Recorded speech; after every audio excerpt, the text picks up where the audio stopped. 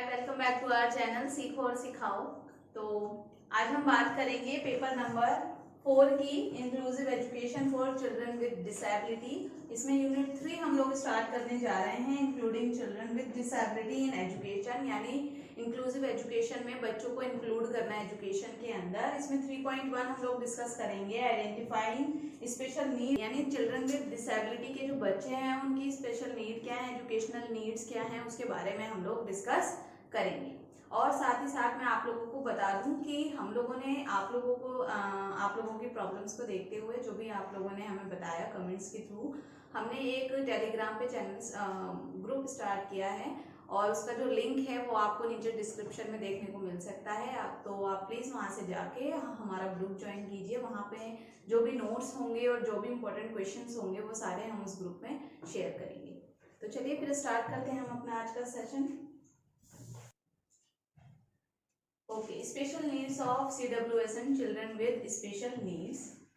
Common special needs include, अब common needs क्या हैं बच्चों की, यानी वो नीड्स जो सभी बच्चों में देखने को मिलती है जो भी हमारे डिसेबिलिटी के से रिलेटेड बच्चे होते हैं।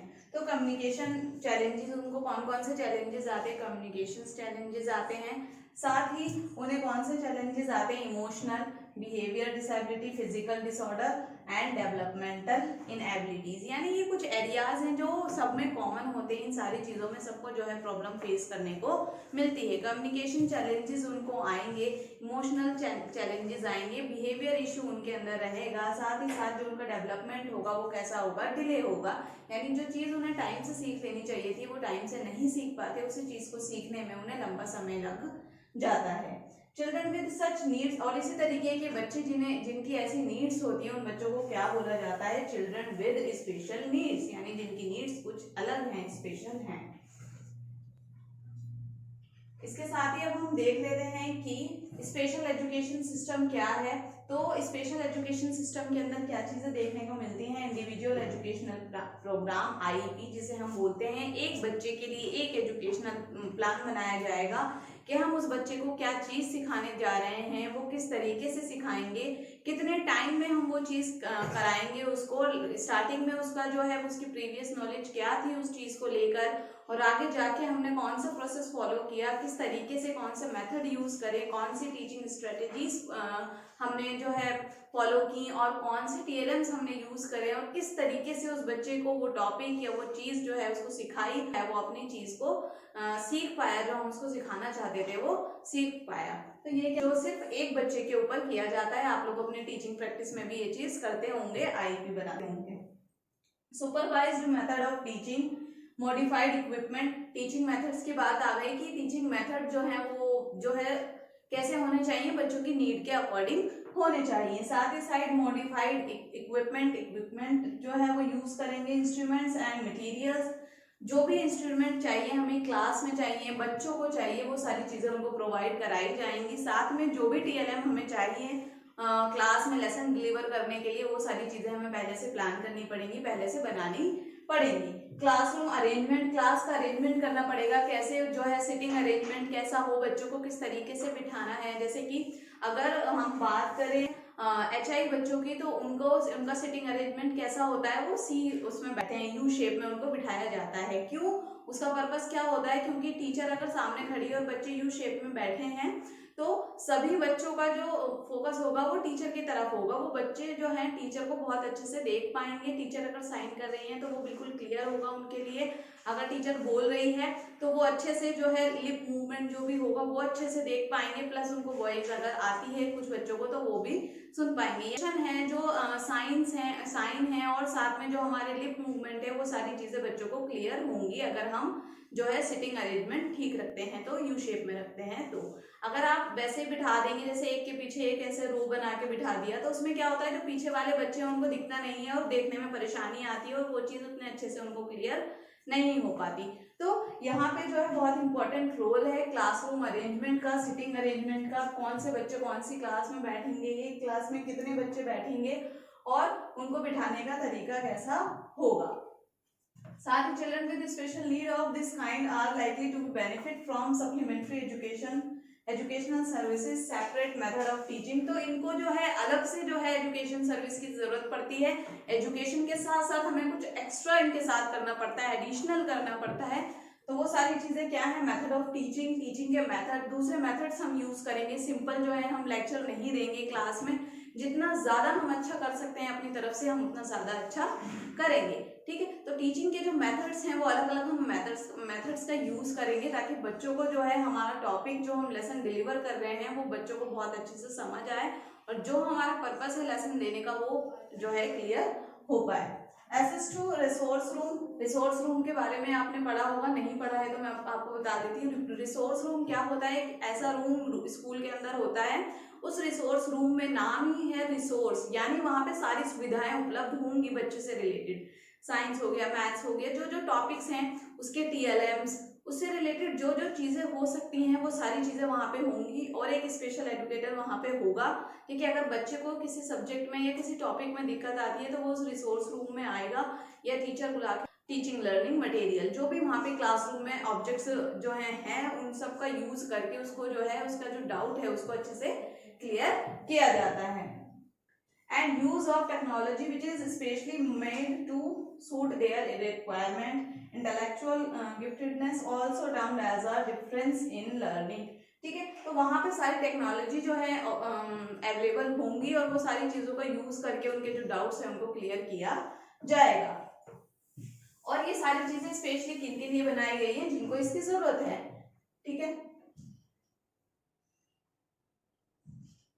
अब देख लेते हैं where people is identified having a special educational need we follow an approach which take। अब इसके लिए जिन बच्चों की स्पेशल नीड है, जिन्हें कुछ अलग तरीके से सीखने की जरूरत है या हमें सिखाने की जरूरत है, तो उनके लिए जो चीज फॉलो की जाएगी तो वो क्या है, उसके चार वो हैं, चार एरियाज, एसेस, प्लान, डू और रिव्यू। तो अब इन चारों को हम डिस्कस करेंगे कि ये है क्या।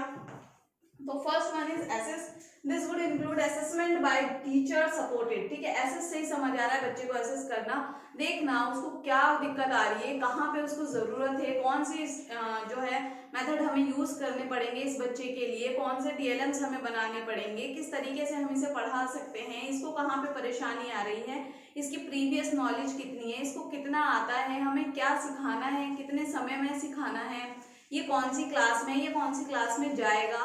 तो मतलब पूरी तरीके से उसको देखना कि हाँ उसको कहाँ पे करना है, पहले से प्लानिंग करना है या प्लानिंग करने से पहले देखना कि उसके अंदर क्या क्या चीज़ों की ज़रूरत है, क्या चीज़ उसे चाहिए, कौन सी सर्विसेज हम उसको दे सकते हैं, किस तरीके से दे सकते हैं, पूरा एक वो चीज़ करना उसको बोलेंगे। ठीक है, सपोर्टेड बाय द, किसके सपोर्ट से किया जाता है, स्पेशल एजुकेटर के सपोर्ट से किया जाता है। Observation and assessment carried out by the educationologist. ठीक है, एजुकेशनल साइकोलॉजिस्ट की हेल्प से भी किया जाता है। Advice from the outside agencies, और दूसरी एजेंसीज अगर कोई है तो उनकी हेल्प से भी ये चीज की जा सकती है।